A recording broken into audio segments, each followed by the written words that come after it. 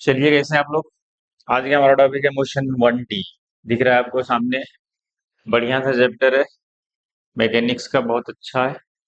ये ऐसा चैप्टर है जो आपको बहुत अच्छे से आना चाहिए, जिसके बेसिक्स आपको हर जगह दिखाई देंगे। आपको इलेक्ट्रोस्टैटिक्स में भी इसके लॉ, इक्वेशन ऑफ मोशन नजर आए, मतलब ये बहुत सारी जगह पे आपको दिखाई देगा। तो इस चैप्टर को आप बहुत अच्छे से पढ़ें। चलिए शुरू करते हैं। अच्छे से पढ़ें। इसमें देखिए सारी चीजें आती हैं। इसमें ग्राफ आ जाता है। समझ गए। बहुत सारी चीजें आप यहाँ पे सीखते हो, मतलब फिजिक्स का पहला चैप्टर समझ जाओ यही। यूनिट एंड मेजरमेंट आप पढ़ नहीं सकते अगर आप 11th में हैं, क्योंकि आपको वहाँ पे डायमेंशनल एनालिसिस आती है, वो आपको समझ नहीं आएगी। इसलिए पहले आप पूरी फिजिक्स पढ़ लें, लास्ट में यूनिट एंड मेजरमेंट पढ़ें, तो आपको ज्यादा अच्छा लगेगा, आपको मजा आएगा। ठीक है, शुरू किया जाए।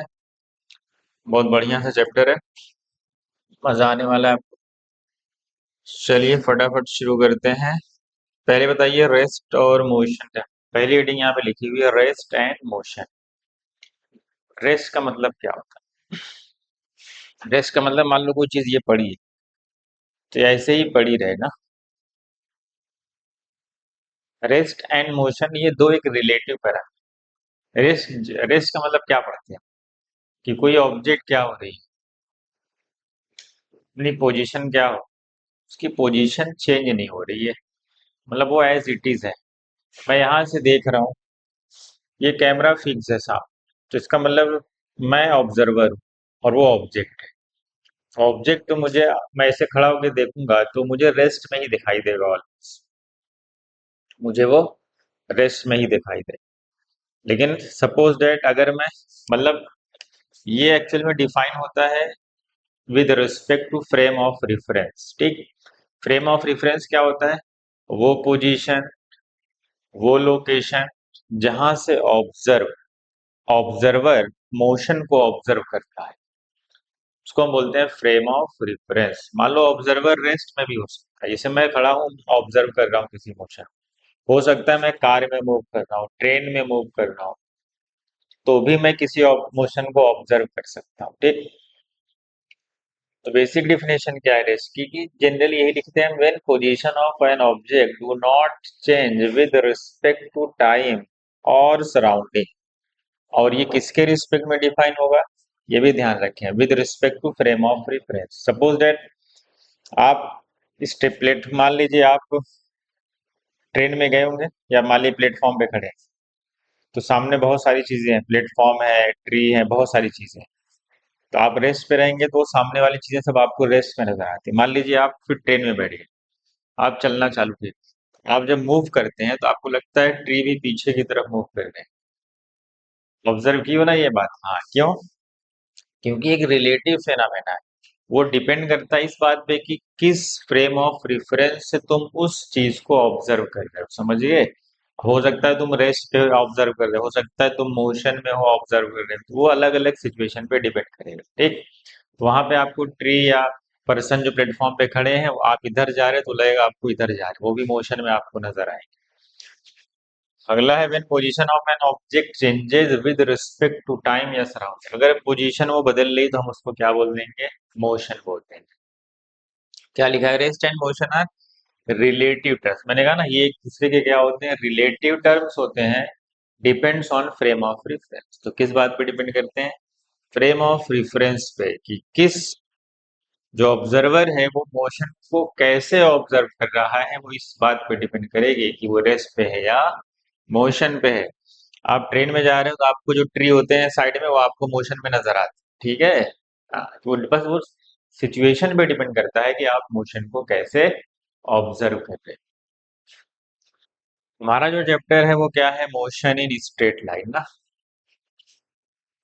ये सारी straight line motion, straight path में चल रहे सब, ऐसा ऐसा ऐसा, कैसे भी जाओ, ये सब क्या है भाई, ये भी देखो स्ट्रेट पाथ है, ये भी स्ट्रेट पाथ है, ये भी स्ट्रेट पाथ है, ये भी स्ट्रेट पाथ है, ये भी सीधा स्ट्रेट पाथ है, ये भी स्ट्रेट। तो ये सबको हम क्या बोलते हैं, स्ट्रेट लाइन मोशन या मोशन इन 1D। 1D का मतलब, मोशन हम 1D भी पढ़ते हैं, 2D भी पढ़ते हैं।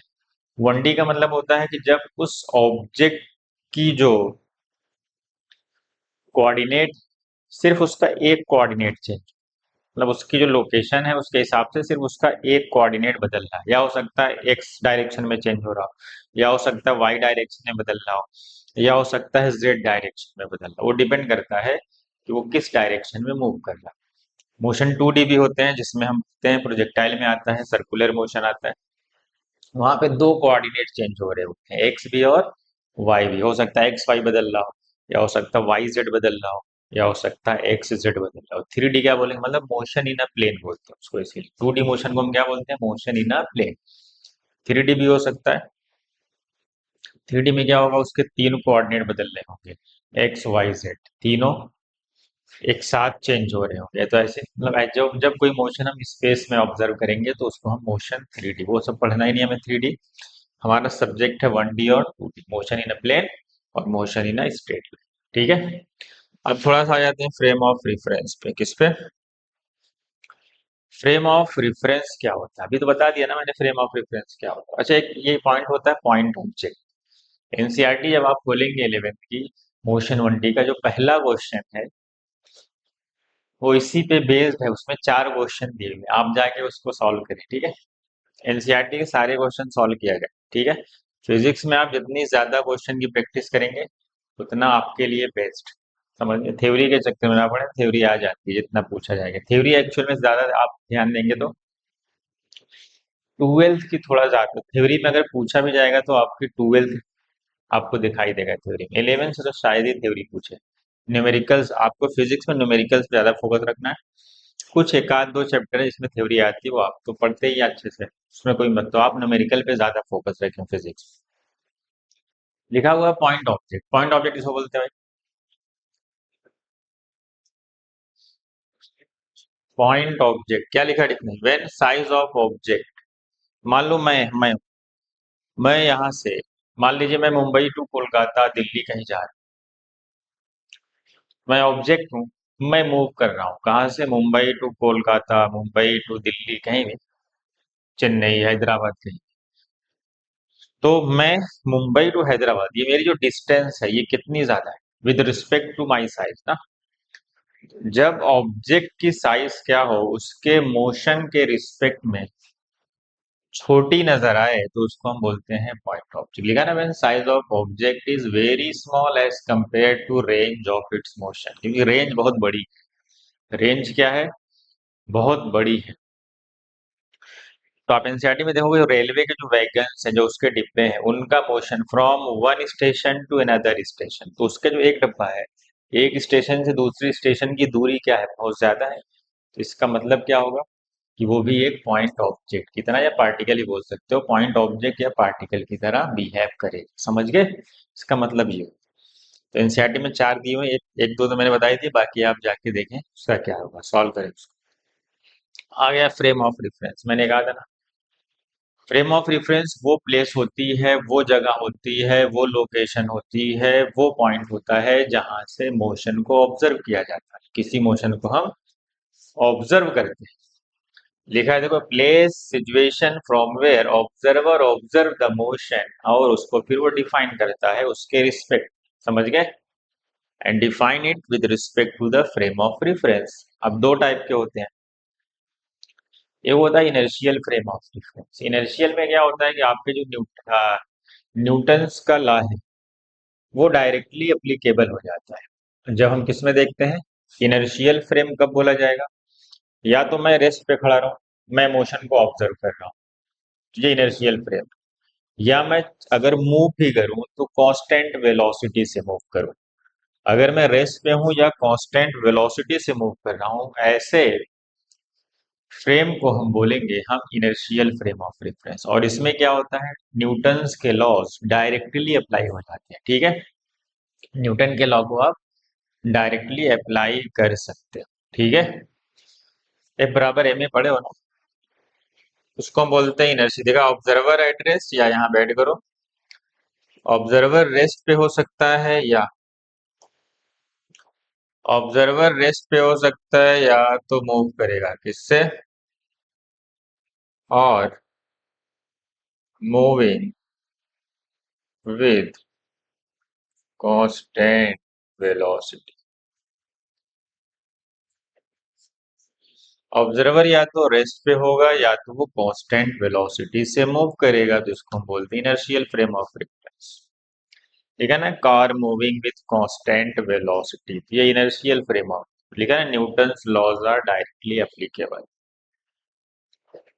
नॉन इनर्शियल में आते हैं। ऑब्जर्वर क्या होता है, इसमें एक्सीलरेटेड में हो सकता है या रोटेटिंग भी बोल सकते हैं ना, एक्सीलरेटेड फ्रेम या रोटेटिंग भी बोल सकते हैं। और क्या हो सकता है, और या तो ऑब्जर्वर किसमें हो, रोटेटिंग फ्रेम। तब इसमें क्या होता है, न्यूटन्स लॉज जो इसमें है non inertial frame of reference में, न्यूटन्स लॉ डायरेक्टली एप्लीकेबल नहीं होता। तो हम पढ़ते हैं जब लॉज ऑफ मोशन पढ़ते हैं, एक फिक्सियस फोर्स, इमेजिनरी फोर्स, काल्पनिक फोर्स, जिसको हम क्या बोलते हैं, स्यूडो फोर्स। तो मतलब न्यूटन्स लॉ अप्लाई होगा लेकिन एक एक्स्ट्रा फोर्स के साथ। Newton's laws are applicable with किसके साथ, न्यूटन्स लॉ को अप्लाई किया जाएगा, Newton's laws are applicable with fictitious, या इसी को इमेजिनरी भी बोलते हैं, समझ गए, या इमेजिनरी भी बोल सकते हो। जैसे एक्सीलरेटिंग कार है, कोई कार एक्सीलरेट करती है तो उसको हम स्यूडो फोर्स भी बोलते हैं। जो एक काल्पनिक फोर्स है जिसको हम एक इमेजिनरी फोर्स भी बोलते हैं। तो ये होता है फ्रेम ऑफ रेफरेंस, जैसे आप मोशन को ऑब्जर्व कर रहे हो। ठीक है, ये 2D मोशन है जिसको हम प्रोजेक्टाइल मोशन बोलते हैं, इन प्लेन, और ये तो 1D मोशन है, देख रहे हो, स्ट्रेट लाइन पाथ में स्ट्रेट लाइन पाथ। ठीक, चलिए आगे बढ़ जाए, समझ गए ना बेसिक। अब अगला टॉपिक जो इसमें आता है वो डिस्टेंस एंड डिस्प्लेसमेंट का आता है ना। अगला जो इसका इंपॉर्टेंट टॉपिक आता है वो डिस्टेंस एंड डिस्प्लेसमेंट। डिस्टेंस और डिस्प्लेसमेंट में क्या फर्क है। डिस्टेंस क्या होती है, आप यहाँ से चलना शुरू किए, आप किस कैसे भी पाथ चला रहे, अजीब इधर गए टर्न ले लिए, घूम गए, कुछ भी कर लिए, उससे कोई फर्क नहीं पड़ता। तो जितना आप पाथ ट्रेवल कर रहे हैं वो सब के सब डिस्टेंस होती है, क्या होती है, डिस्टेंस होती है, समझ गए। मान लो तुम यहाँ से चलना चालू किए, ऐसे ऐसे ऐसे ऐसे ऐसे, यहाँ आके रुक गए। मान लो ये ऐसा पाथ में आप चलना चाहते किए, ठीक, ऐसे पाथ, फिर यहाँ से चले, आके बी पे रुक गए, यहाँ से यहाँ से यहाँ से, ये पूरा जो ट्रेवल कर रहे हैं सब डिस्टेंस है। लेकिन आपसे अगर इसी में पूछ लिया जाए डिस्प्लेसमेंट क्या होगी, तो आपको कुछ नहीं करना है, डिस्प्लेसमेंट को क्या करना है, इनिशियल और फाइनल पाथ की जो शॉर्टेस्ट डिस्टेंस है ए बी, ये आपका डिस्प्लेसमेंट हो जाएगा, ये आपका क्या हो जाएगा, डिस्प्लेसमेंट। डिस्प्लेसमेंट जनरली ये बोल सकते हो, आपकी इनिशियल पोजीशन कहाँ पे है, आपकी फाइनल पोजीशन कहाँ पे है, उनके बीच की जो शॉर्टेस्ट डिस्टेंस है वही क्या है, डिस्प्लेसमेंट है। और जो डिस्टेंस होगी वो हमेशा,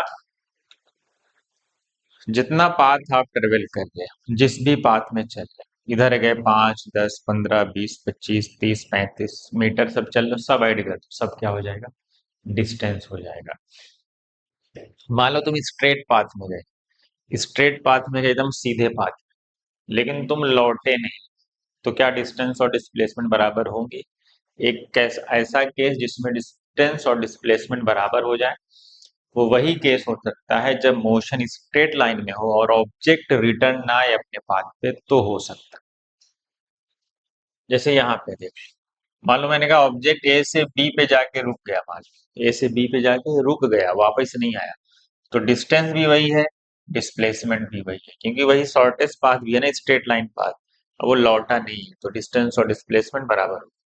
लेकिन अगर वो ए से बी चल के सी पे आके रुक जाए, मान लो यहाँ से यहाँ तक गया 10 मीटर और लौट के आया 4 मीटर, तो आपको बताओ टोटल कितना पाथ ट्रेवल कर रहा है, 10 और 4, तो ये डिस्टेंस हो जाएगी टोटल 14 मीटर, उसकी डिस्टेंस हो जाएगी।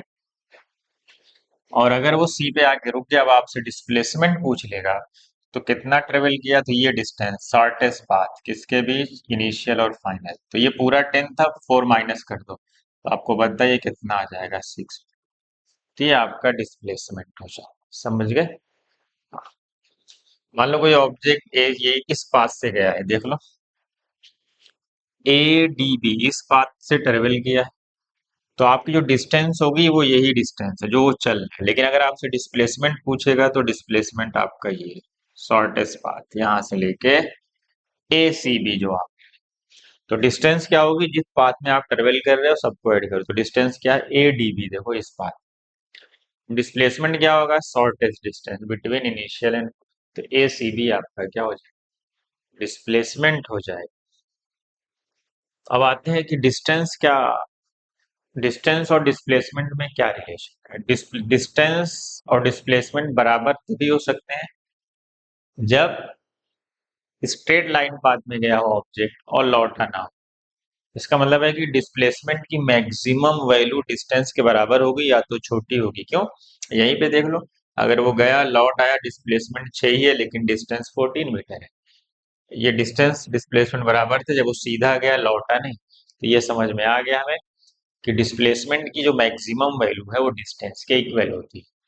तो यहाँ से रिलेशन निकल के आया, डिस्टेंस बड़ी भी हो सकती है बराबर भी हो सकती है, छोटी कभी नहीं होगी इससे डिस्प्लेसमेंट से, लेकिन डिस्प्लेसमेंट डिस्टेंस से छोटा भी हो सकता है और बराबर भी हो सकता है। लिखा है डिस्टेंस नेवर भी नेगेटिव, सही बात है। डिस्टेंस हमेशा पॉजिटिव होती है, वो हमेशा बढ़ती ही रहती है। तुम चलते जा रहे हो चलते जा रहे हो तो डिस्टेंस तो बढ़ेगी ही। तुम चलते जा रहे हो चलते जा रहे हो, रुक ही नहीं रहे हो, तो डिस्टेंस तो बढ़ती ही जा रही है। तुम जाके लौट भी रहे हो तो भी चल ही रहे हो, तो डिस्टेंस तो बढ़ ही रही है। तो डिस्टेंस इसीलिए हमेशा इंक्रीज करती रहती है, नेवर डिक्रीज। इसीलिए डिस्टेंस का ग्राफ जब हम कभी बनाते हैं तो हमेशा हमें बढ़ता हुआ दिखाई देना चाहिए। जब हम ग्राफ पढ़ेंगे इस चैप्टर में लास्ट में एकदम सारे ग्राफ एक साथ पढ़ेंगे, तो वहां पे देखेंगे डिस्टेंस का ग्राफ कैसा जा सकता है, डिस्प्लेसमेंट का सब आएगा। तो बताओ, तो जो डिस्टेंस होगी वो हमेशा क्या होगी, ऑलवेज पॉजिटिव, कभी नेगेटिव नहीं होगी, वो हमेशा इंक्रीज करती रहेगी। ठीक है, यही लिखा हुआ, डिस्टेंस नेवर भी नेगेटिव ऑलवेज पॉजिटिव या जीरो। जीरो का मतलब है कि मैं जहां पे खड़ा था वहीं खड़ा ही रह गया, मूव ही नहीं किया, ऑब्जेक्ट मूव ही ना करे तो डिस्टेंस और डिस्प्लेसमेंट तो जीरो ही होगा। लेकिन डिस्प्लेसमेंट नेगेटिव भी हो सकती है, पॉजिटिव भी हो सकती है, जीरो भी हो सकती है, क्योंकि डिस्प्लेसमेंट एक वेक्टर क्वांटिटी है, तो जो डायरेक्शन के बदलने से भी बदल जाएगी।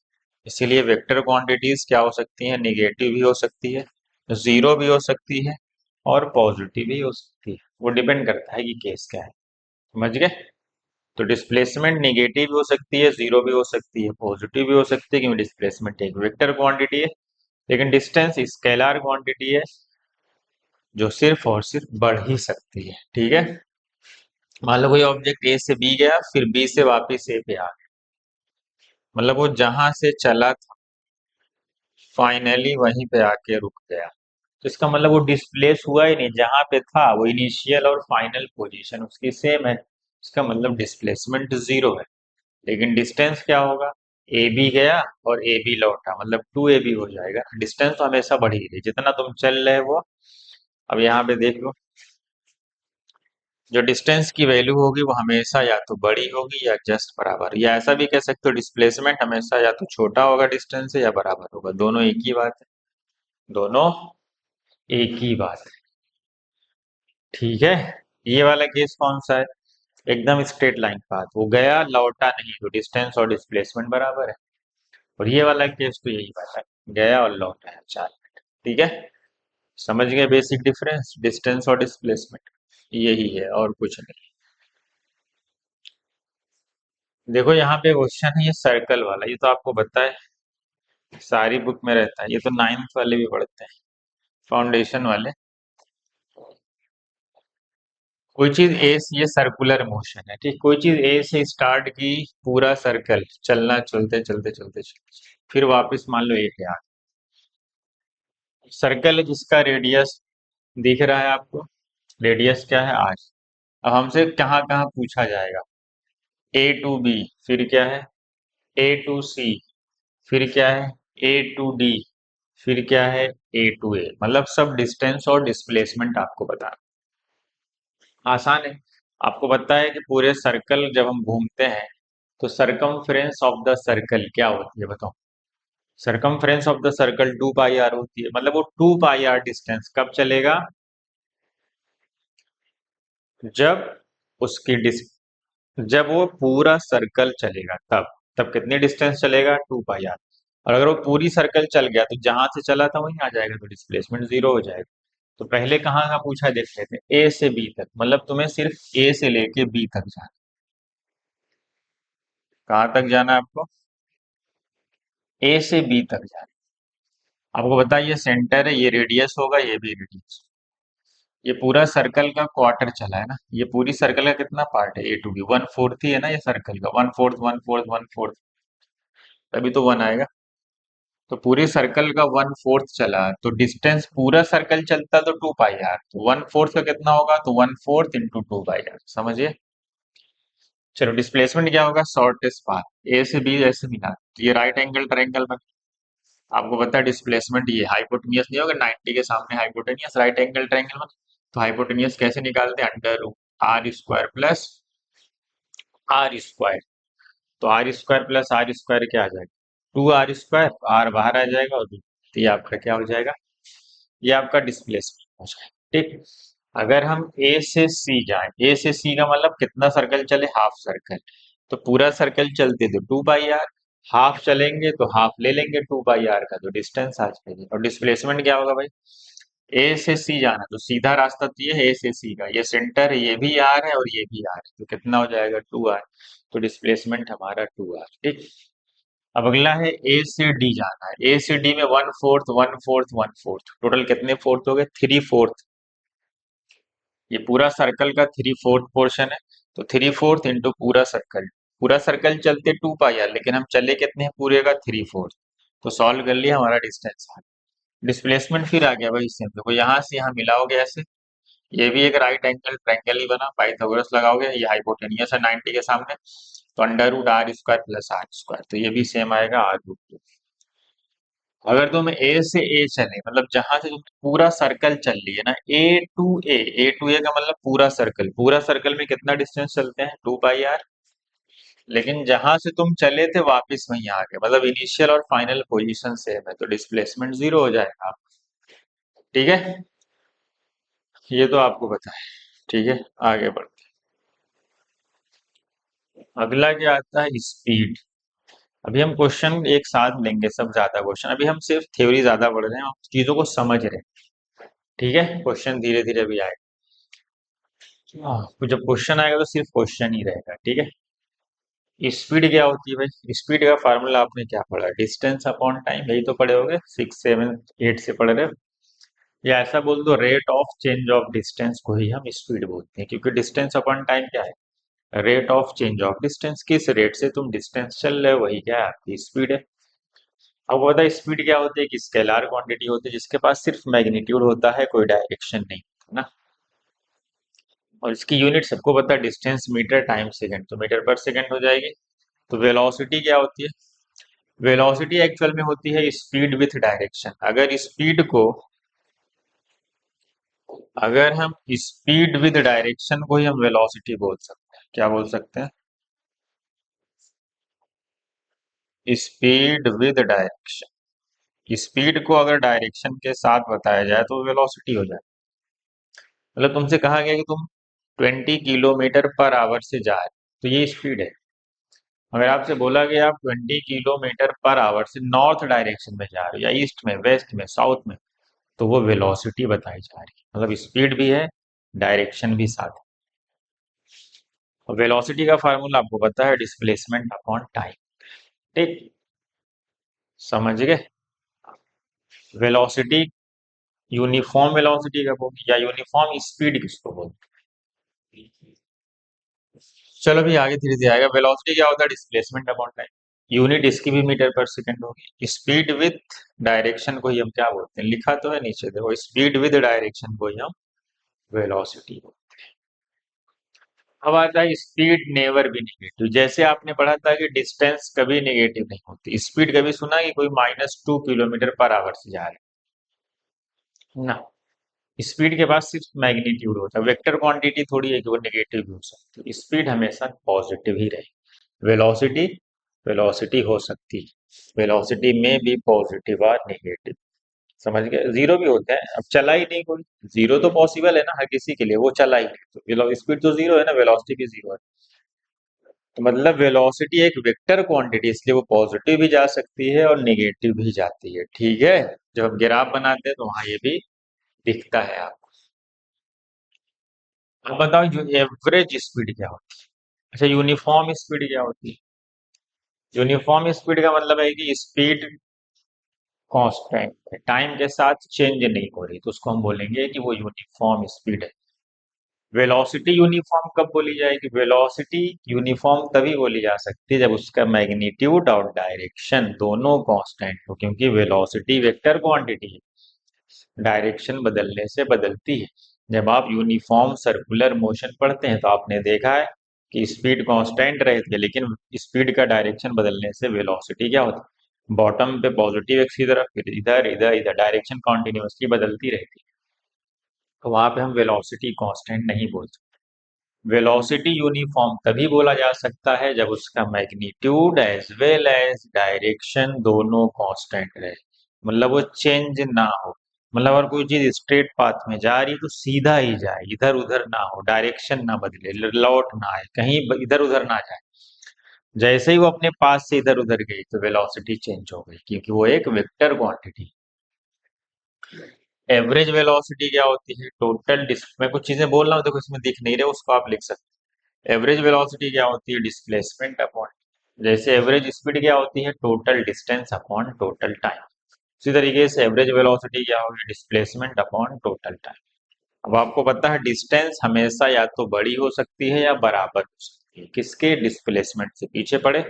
तो डिस्टेंस के स्पीड के फार्मूले में, एवरेज स्पीड के फार्मूले में डिस्टेंस है, और ये सेम लॉजिक यहाँ भी लगेगी कि जो स्पीड होगी वो वेलोसिटी से ज्यादा भी हो सकती है, बराबर भी हो सकती है। क्यों, वो डिपेंड करेगा डिस्टेंस और डिस्प्लेसमेंट कैसे है। इसका मतलब है कि स्पीड या तो बड़ी होगी या तो बराबर होगी वेलोसिटी। सेम ऐसी एवरेज स्पीड का भी, एवरेज स्पीड या तो बड़ी हो सकती है, कब, क्योंकि जब डिस्टेंस ज्यादा हो डिस्प्लेसमेंट से। तो एवरेज स्पीड या तो ज्यादा हो सकती है या जस्ट बराबर। ये कब होगा केस, जब डिस्टेंस और डिस्प्लेसमेंट बराबर। ठीक। और एवरेज वेलोसिटी का एक फार्मूला ये भी है, del x by del t. इससे भी क्वेश्चन आता है x two minus x one upon t two minus T.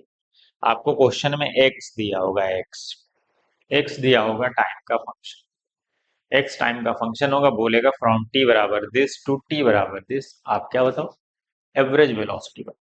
तो आप जो टी टू पे रखेंगे एक्स, वो एक्स टू हो जाएगा, और जो टी वन पे रखेंगे वो एक्स वन हो जाएगा। ठीक है, जब क्वेश्चन आएगा तो हम वहां देखेंगे। अभी आप फार्मूले फटाफट सब चीजें पढ़ रहे हैं। यूनिफॉर्म मोशन, यूनिफॉर्म मोशन क्या बोला है, तो भाई अभी जो पढ़े तो जिसकी स्पीड क्या हो, कांस्टेंट हो। समझ गए, इक्वल डिस्टेंस चले इन इक्वल टाइम इंटरवल। समझ गए, जैसे पहले 1 सेकंड में 5 मीटर गया तो अगले भी 1 सेकंड में 5 ही मीटर जाएगा, अगले भी 1 सेकंड में 5 ही मीटर जाएगा। ठीक है, इसको ग्राफ से भी देखेंगे जब ग्राफ पढ़ेंगे तब। नॉन यूनिफॉर्म मोशन किसको बोलेंगे, नॉन यूनिफॉर्म मोशन ऐसे मोशन को बोलते हैं जिसकी स्पीड वेरिएबल, टाइम के साथ चेंज हो रही है, अलग सेम अलग अलग। मतलब वो टाइम पहले 1 सेकंड में अगर वो 5 मीटर गया, हो सकता है अगले 1 सेकंड में 10 मीटर जा रहा हो, या हो सकता है 3 मीटर जा रहा हो। सेम टाइम में अलग अलग डिस्टेंस वो चलेगा। ठीक है, तो अनइक्वल डिस्टेंस इन सेम लिखा है ना। ठीक, समझ गए।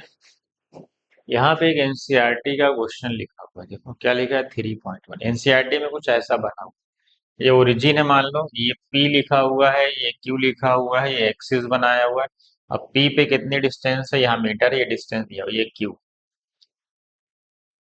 अच्छा, वेलोसिटी क्या होती है, चेंजेस बाय मैग्नीट्यूड और डायरेक्शन। सही बात है, वेलोसिटी एक वेक्टर क्वांटिटी जो पीछे बताया गया वही।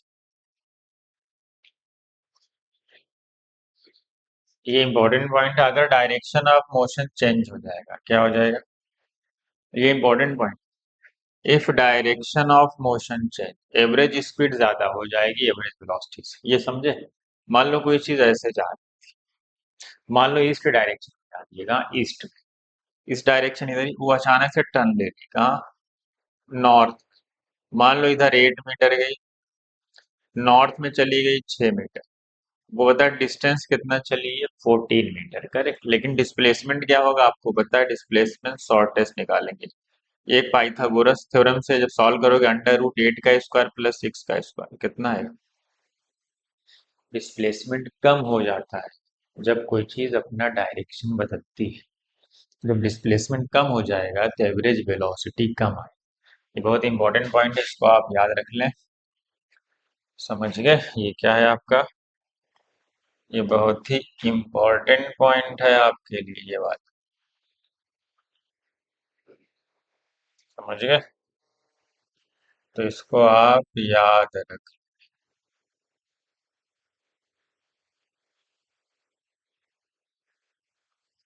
ठीक है। डायरेक्शन बदलोगे तो डिस्टेंस देखो, जब डायरेक्शन नहीं बदलेगी, वो सीधा जा रहा है तो सीधा ही जा रहा है, तब तो दोनों बराबर हैं। क्यों? क्योंकि डिस्टेंस और डिस्प्लेसमेंट बराबर हो। चलो एनसीईआरटी का ये क्वेश्चन था 3.1, देखो लिखा हुआ है एनसीईआरटी में। ऐसा डायग्राम एनसीईआरटी में बना हुआ है। अब देखो क्वेश्चन, ये ओरिजिन है, ये क्यू है, ये पी है, ठीक। ये क्यू है और ये पी। क्वेश्चन क्या पूछा है पहला? एवरेज, इसका मतलब है एवरेज स्पीड, और बार लगा दिया मतलब एवरेज वेलोसिटी। समझ गए? यहाँ लिखा होगा ना। तो एवरेज स्पीड ये है, और एवरेज वेलोसिटी को कैसे दिखाएंगे? ऐसे एवरेज वेलोसिटी को आप वी बार से डिनोट कर दीजिए, ऐसे। ठीक है, शॉर्टकट में समझ लीजिए। तो ये एवरेज स्पीड और इससे बार लगा दिए तो एवरेज वेलोसिटी। चलो एनसीईआरटी का क्वेश्चन एक छोटा सा यहाँ पे सॉल्व कराया गया। ये ओरिजिन है, ये क्यू है, ये पी है। तो आपको डिस्टेंस और एवरेज स्पीड और एवरेज वेलोसिटी पूछा है। कहाँ से कहाँ तक? ओ से पी तक। कहाँ तक? ओ से पी। ओ से पी जाओ भाई। ओ से पी जाओगे, ये ओ है ये पी है, कितनी दूरी पे है? 360। कितनी दूरी पे है? ओ से पी की डिस्टेंस देखो, यहां से लेके यहां तक कितनी है? 360। ये तो है ओरिजिन से। और ऐसा बोला था कि वो 10 सेकंड में ऐसा गया। कितना? नहीं, यहाँ पे लिखा हुआ क्वेश्चन में मेंशन था, यहाँ पे क्वेश्चन सॉल्व करके बताया गया था। क्वेश्चन तो एनसीईआरटी में 18 सेकंड लगे उसको कहाँ से जाने में? ओ से पी जाने। तो ओ से पी जाने में 18 सेकंड लगे, और वो सीधा गया एकदम, देखो लौटा नहीं। जब सीधा जाएगा तो एवरेज स्पीड और एवरेज वेलोसिटी सेम होगी, क्योंकि डिस्टेंस और डिस्प्लेसमेंट बराबर। तो कितना डिस्टेंस गया? 360। कितने टाइम में गया? 18 में। डिवाइड कर दी, एवरेज स्पीड और एवरेज वेलोसिटी बराबर है। फिर कह रहा ओ से पी गया, लेकिन फिर बैक आ गया, मतलब ओ से पी तो गया लेकिन बैक क्यू पे आ गया, वापिस आ गया। बताओ कितना वापिस आया? जब ओ से पी गया था तो कितना गया था? 360। फिर वापिस आ गया कितना? पी से क्यू। कितना आया भाई? 240 से 360 में कितना वापिस आया? 120 वापिस आया। तो हमारा जो डिस्टेंस होगी, डिस्टेंस डिस्टेंस तो पूरी होती है, ट्रेवल करते हो 360, फिर 120 वापिस आया, तो 120 भी ऐड करो, कितना हो जाएगा? 480। तो 480 हो गया। और क्वेश्चन में दिया था कि वो 18 सेकंड गया, फिर 6 सेकंड तक वो लौटा, ये 6 सेकंड, फिर वापस 6 सेकंड लगा, तो टोटल टाइम कितना हो गया? 24। तो 24 से डिवाइड कर दिया तो 20 मीटर पर सेकंड। लेकिन डिस्प्लेसमेंट कितना होगा? 360 गया, 120 लौट आया, तो माइनस करना पड़ेगा। तो माइनस कर दिया और टोटल टाइम तो उतना ही लगेगा, 18 सेकंड जाने का और 6 सेकंड मिलेगा। तो 18 + 6 24 डिवाइड कर दिया 10 मीटर पर सेकंड, बस। मतलब हमें एवरेज स्पीड और एवरेज वेलोसिटी आ गई। कैसे आ गई? हमें डिस्टेंस और डिस्प्लेसमेंट निकाल लिया फट से, ठीक है। चलिए आगे बढ़ा जाए। अगला टॉपिक क्या है भाई हमारा? क्या है? इंस्टेंटेनियस। पढ़े होगे आप? इंस्टेंटेनियस पढ़े हो ना? इंस्टेंटेनियस वेलोसिटी या स्पीड। इंस्टेंटेनियस का मतलब क्या होता है? वो किसी एक पर्टिकुलर इंस्टेंट की बात कर रहा है, एक पर्टिकुलर टाइम की बात कर ना। तुम चलते जा रहे हो, चलते जा रहे हो, चलते जा रहे हो, मान लो तुम दौड़ते दौड़ते जा रहे हो। कितना तुम्हारी जर्नी है? 20 सेकंड की। तुमसे पूछ लिया जाए, बताओ 10 सेकंड पे उसकी वेलोसिटी क्या होगी, या 9 सेकंड पे उसकी वेलोसिटी क्या होगी? तो इंस्टेंटेनियस वेलोसिटी या स्पीड, किसी एक पर्टिकुलर टाइम पे उनका मैग्नीट्यूड सेम ही रहेगा। किसी एक इंस्टेंट पे पूछ रहे हैं ना, तो उस इंस्टेंट पे स्पीड और इंस्टेंटेनियस वेलोसिटी पूछ ले, या इंस्टेंटेनियस स्पीड पूछ रहे, वो क्या रहेगी? सेम।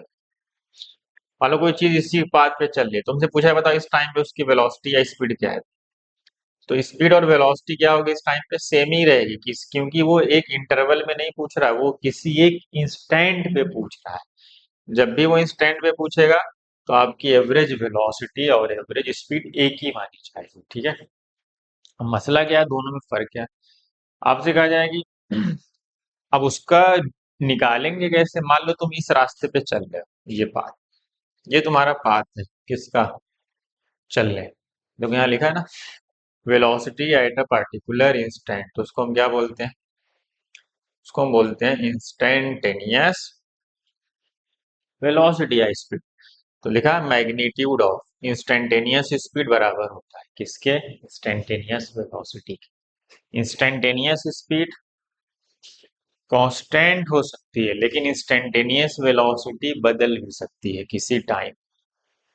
समझ गए? समझ गए?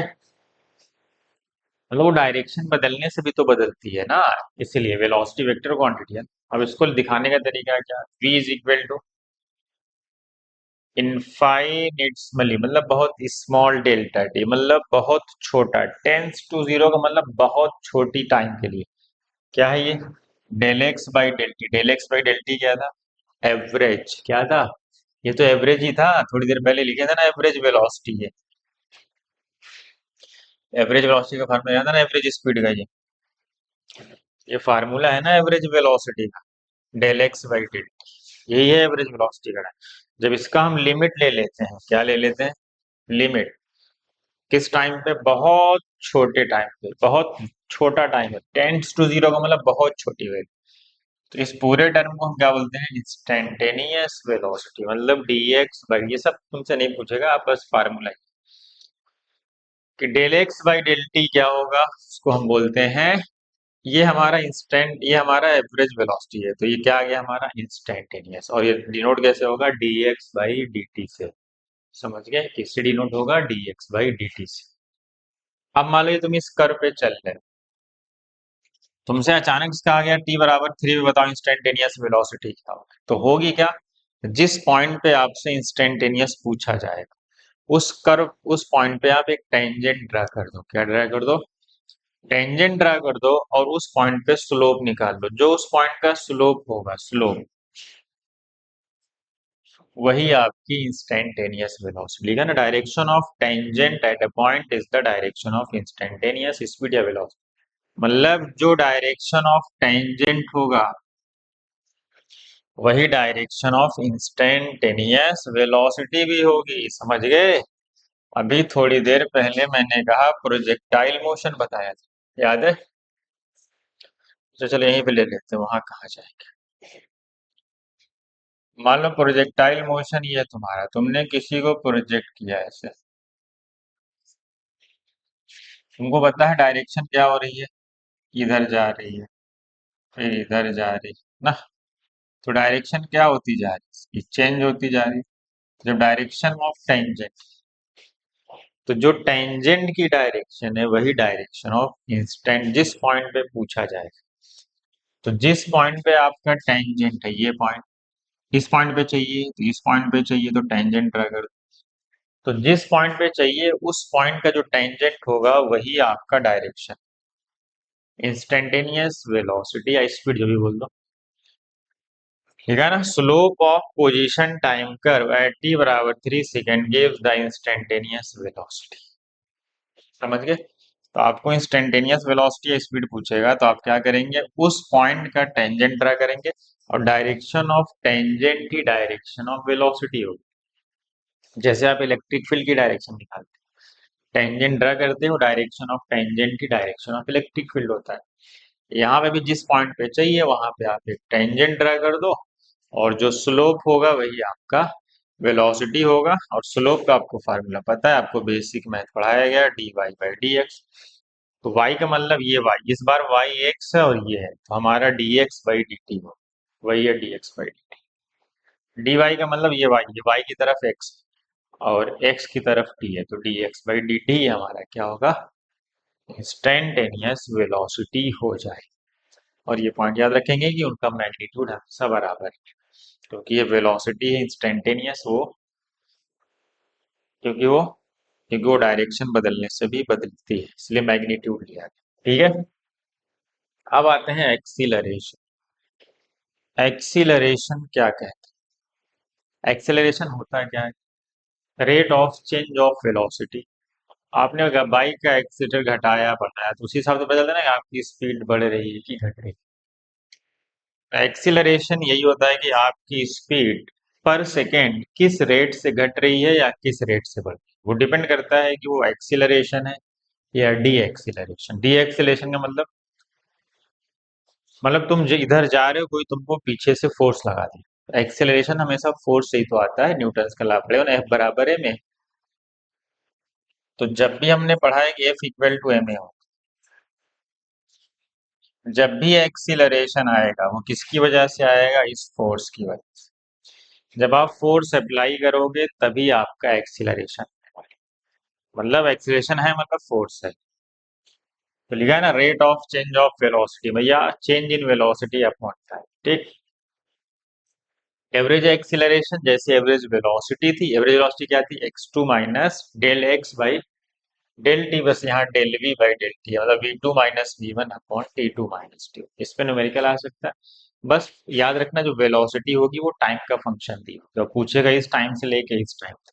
जो फाइनल टाइम होगा उस पे जो वेलोसिटी होगी वो v2 होगी, और जो इनिशियल टाइम होगा उस पे जो वेलोसिटी होगी वो v1। ठीक है, अगर आपसे कहा जाए कि स्पीड बढ़ रही है, क्या हो रही है?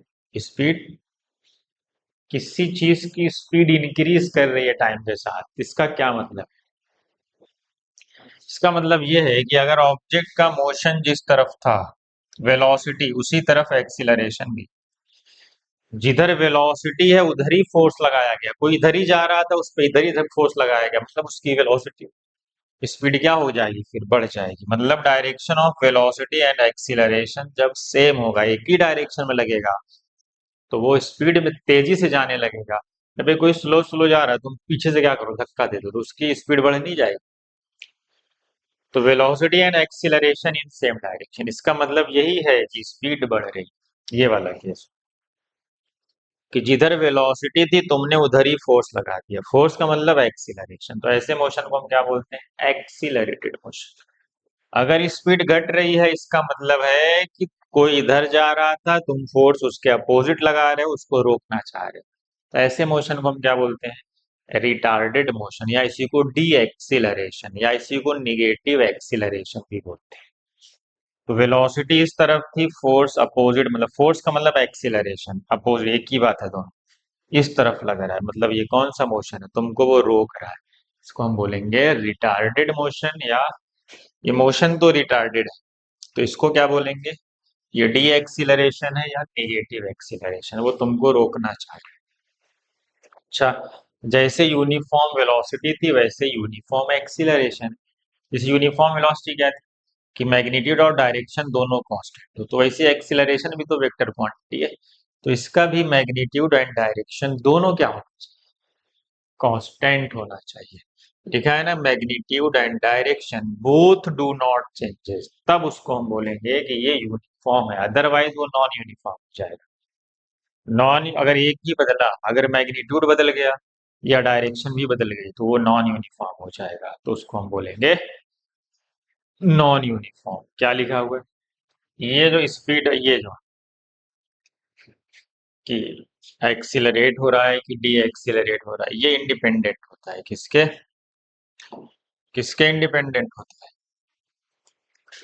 ये इंडिपेंडेंट होता है एक्सिस और ओरिजिन के। इस बात पे डिपेंड नहीं करता कि तुम ओरिजिन कहाँ पे है और एक्सिस कहाँ पे लिए हो। ये फोर्स लगाओगे, एक्सीलरेशन आएगा तो स्पीड बढ़ेगी, और फोर्स उल्टा लगा दोगे तो वेलोसिटी और एक्सीलरेशन अपोजिट हो जाएंगे तो स्पीड घट जाएगी। वो इस बात पे डिपेंड नहीं करते कि एक्सिस कहाँ पे है, ओरिजिन कहाँ पे लिए हो, इस बात पे डिपेंड नहीं करती। इसको ध्यान में रखें। ठीक है, समझ आया कि नहीं? चल, एक छोटे से दो क्वेश्चन है, ये तो सॉल्व है ना, क्योंकि ऑफलाइन में पढ़ाया जा चुका है। अब देखो क्वेश्चन मैं समझा देता हूँ। बोलेगा एन ऑब्जेक्ट, हो सकता है लिखा रहे कि an object moving with speed या स्ट्रेट लाइन मोशन है। अगर वो स्ट्रेट लाइन मोशन में है तो एवरेज स्पीड और एवरेज वेलोसिटी सेम आती है, सबको पता है। अगर वो लौटा नहीं तो कह रहे स्पीड v1 से जा रहा है कितने टाइम तक, t1 टाइम से। बोलेगा an object moves with speed v1 for time t1 and speed v2 for time t2, find the average speed. पहला केस है। आपको पता है कि एवरेज स्पीड का फार्मूला क्या होता है, total distance upon total time. Average speed लिखा है क्योंकि अगर स्ट्रेट लाइन मोशन है तो एवरेज स्पीड और एवरेज वेलोसिटी से, ये तो पता है ना आपको। टोटल डिस्टेंस, डिस्टेंस मतलब यहाँ से लेके यहाँ तक, फिर यहाँ से लेके यहाँ। ये माना हुआ है कि मान लो यहाँ से यहाँ तक d1 चला, फाइनली कितना चला d। तो आपको पता है एक ही फार्मूला है। क्या फार्मूला है भाई, ये वाला फार्मूला। इसी से हम सारी चीजें पता करते हैं। तो हमें d1 चाहिए, डिस्टेंस का फार्मूला क्या है, स्पीड इंटू टाइम। तो कितनी स्पीड से गया v1 से, कितने टाइम तक t1 से, तो टोटल डिस्टेंस कितनी होगी d1 plus d2, total time कितने टाइम तक चला t1 प्लस d2। ठीक, हमने d1 d2 माना हुआ है। अब डिस्टेंस पहली क्या होगी, स्पीड इंटू टाइम। पहली स्पीड कितनी है v1 इंटू टी। ठीक, d1 की जगह हमने क्या लिख दिया v इंटू टी। दूसरी डिस्टेंस क्या होगी v2 into T upon t1, ये फाइनल हमारा फार्मूला। ठीक, एवरेज स्पीड।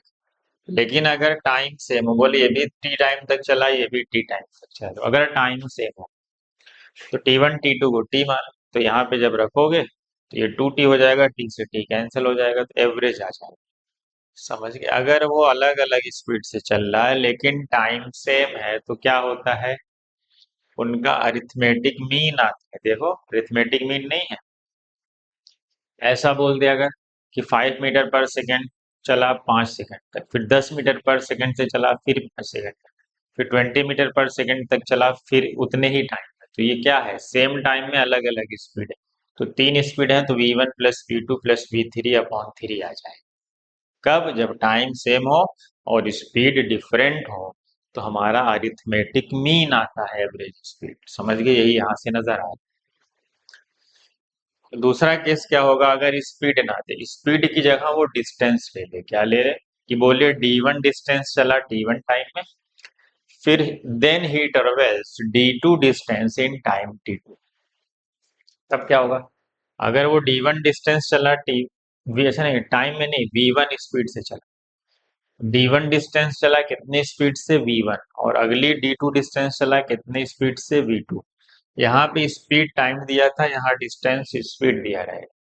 बोलेगा एन ऑब्जेक्ट मूव विद सर्ट इतनी स्पीड इतना डिस्टेंस, देन दिस स्पीड इतना डिस्टेंस, देन एवरेज स्पीड। आपको पता है एवरेज स्पीड का फार्मूला क्या है, total distance upon total time, सीधी बात। तो डिस्टेंस तो दी हुई है तो मैं क्या करूंगा d1 प्लस d2, डिस्टेंस तो गिवन रहेगी, टाइम नहीं दिया है तो टाइम का फार्मूला यहाँ से। टाइम का फार्मूला क्या होगा, डिस्टेंस अपॉन स्पीड। तो मैंने यहाँ तक का टाइम t1 मान लिया, यहाँ तक का टाइम t2, क्योंकि डिस्टेंस और स्पीड अलग अलग। तो t1 क्या होगा भाई, डिस्टेंस अपॉन स्पीड, मतलब d1 बाई v1, और t2 की जगह क्या लिखोगे d2 बाई v2, बस फार्मूला आ गया। अब अगर ऐसा हो जाए कि अगर कह दे कि सेम डिस्टेंस चल रहा है अलग अलग स्पीड से, की बात है ना, कि अगर डिस्टेंस सेम है लेकिन स्पीड अलग अलग, तो बस d1 d2 की जगह d रख दो, d dt। तो ये क्या हो जाएगा 2d, यहाँ से d कॉमन आ जाएगा, 1/v प्लस 1d से d कैंसिल हो जाएगा, ये क्रॉस मल्टीप्लाई होगा और v1 इंटू मल्टीप्लाई होकर ऊपर चला जाएगा। तो क्या आ जाएगा 2v1 v2 upon v1 plus v2। ये कब आएगा, जब वो अलग अलग डिस्टेंस चल रहा है अलग अलग। अगर सेम डिस्टेंस चलेगा तो फार्मूला, ये कब आएगा, जब वो सेम डिस्टेंस चले डिफरेंट स्पीड से, तब हमारा 2v1 v2 upon v1 plus v2 आए। वो तीन ऑब्जेक्ट भी ले सकता है, अगला d3 भी ले लेगा v3 से। क्या लेगा, हाँ, तो अगला d3 भी ले सकता है कितने से, v3 से। तो यहाँ 3 आ जाएगा और यहाँ दो दो के पेयर आएंगे, आप सॉल्व करके देख सकते हैं। ठीक है, चलिए आज यहीं पे रोकते हैं, अगले लेक्चर में हम इससे आगे बढ़ेंगे। फिर हम, जब ये सारी चीजें हम कवर कर लेंगे, सारे बेसिक्स, फिर हम सिर्फ क्वेश्चन की सीरीज लाएंगे इसी में, ठीक है। वैसे भी हमारे चैनल पे बहुत सारे क्वेश्चन पहले से अपलोडेड है। 2-3 लेक्चर पहले से 1D के क्वेश्चन की प्रैक्टिस करवाएंगे, आप उस क्वेश्चन को जरूर सॉल्व करें, बहुत अच्छे क्वेश्चन है सब। चलिए मिलते हैं अगले लेक्चर।